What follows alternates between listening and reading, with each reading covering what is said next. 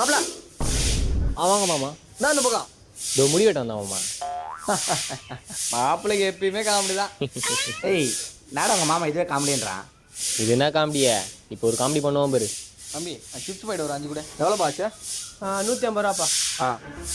ஐயோ இங்கேருந்து 2000 நோட்டு விட்டேங்கடா. இங்கே தானே வச்சேன். மாமா கட்டில பாக்கிட்டே இல்லை. சட்டை மாற்றி போட்டு வந்துக்கிறேன் மாப்பிள. சரிங்க மாமா, நான் குத்துறேன். கையில் ஃபோன் கூட எடுத்துன்னு வரல.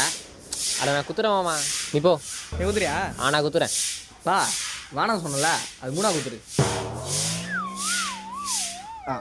ஒரு கவர் போட்டு கொடுக்குறானுங்களா?